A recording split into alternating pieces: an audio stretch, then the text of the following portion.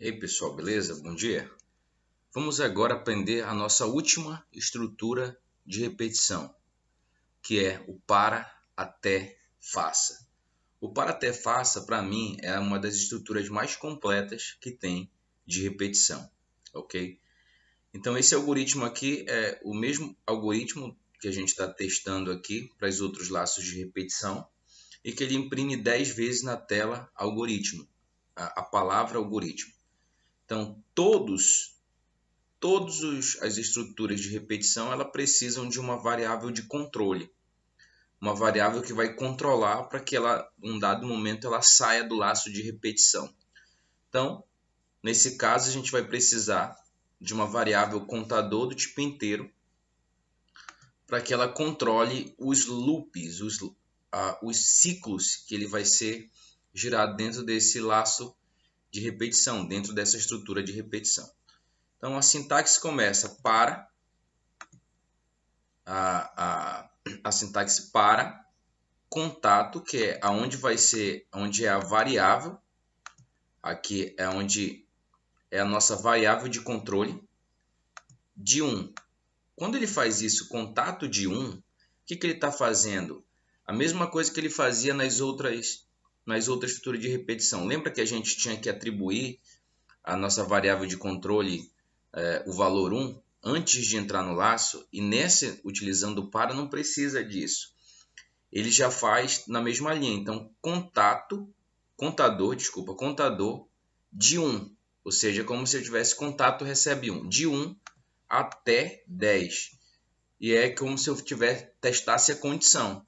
Então, eu atribuo um valor 1 à variável e já realizo o teste, um exemplo. Então, contato de 1 até 10. Então, significa que contador de 1 até 10. Significa que ele vai dar 10 ciclos de repetição essa estrutura do para. Então, o para ele faz tudo em uma linha só. Ele inicializa, atribui um valor à nossa variável contador e ele testa a condição até 10. Se é até 10, então ele vai repetir 10 vezes. E a gente não precisa fazer aquele incremento de contador recebe contador mais 1. O próprio para já faz isso automaticamente. Então, essa é a nossa sintaxe. Vamos para a prática. Vamos fazer um algoritmo que imprime novamente 10 vezes um texto na tela. Então, mais uma vez, a gente precisa de uma variável, que é uma variável de controle. Então, a nossa vai ser o contador, que vai ser do tipo inteiro. Ela é a nossa variável de controle, que vai controlar quando a gente vai sair do laço de repetição. E a gente vai utilizar o para. Lembra que nas outras estruturas a gente tinha que botar contador recebe 1 antes da estrutura de repetição? Pois é, no para não precisa isso. A gente vai para o nome da variável contador de 1, ou seja, já estou atribuindo o valor 1 a contador de 1 até 10, faça sem o C cedilha. Então, para contador de 1 até 10, é como se fosse a condição. Faça, a gente já coloca o fim para a gente não ter problema de esquecer. Dá uma tabulação, o que ele vai fazer? Escreval algoritmo.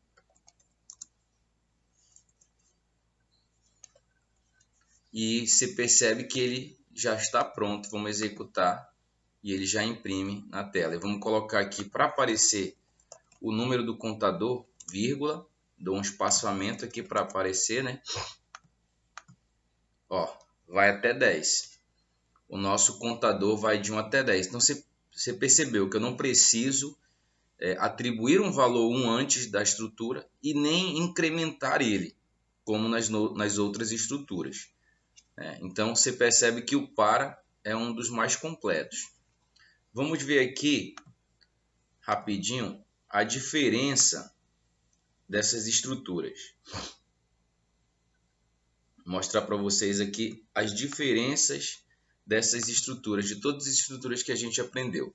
Então, aqui a gente tem o algoritmo que imprime 10 vezes na tela a palavra algoritmo, utilizando enquanto na primeira. No centro temos um algoritmo que imprime também na tela o texto do algoritmo 10 vezes, mas utilizando o repita e depois utilizando o para. Então você percebe que em todos nós precisamos da variável, dentro da variável contador, que vai ser nossa variável de controle, mas somente no enquanto e no repita a gente precisa atribuir um valor à variável contador antes de entrarmos no laço de repetição.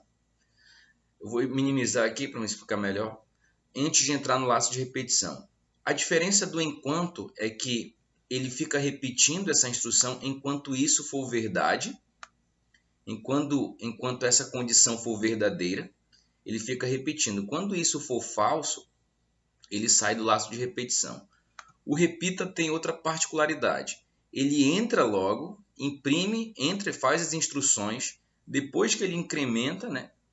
Contador recebe o contador mais um, e ele testa no final. Só que ele tem outra coisa. Ele só vai continuar executando o laço de repetição enquanto essa condição for falsa. Se isso for falso, ele continua repetindo. Quando assume o valor de verdade, ele sai do laço de repetição. E o para, você percebe que é menos linhas de código para resolver o mesmo problema. Então, por isso eu digo que ele é um dos mais completos. Todos têm que ter a nossa variável de controle, declaramos a nossa variável de controle, mas o para ele faz isso na mesma linha.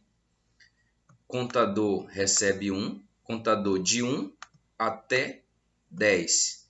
Ou seja, é como se eu estivesse atribuindo o valor a um contador e testando a condição até 10. Se ele é maior que 10, acabou. E escreva o algoritmo na tela. Então você percebe a particularidade de cada um aqui. Na minha opinião, o mais completo é o para. Mas claro, existem situações que a gente precisa utilizar o repita, né? Em alguns algoritmos há necessidade de que façamos uso da estrutura de repetição repita.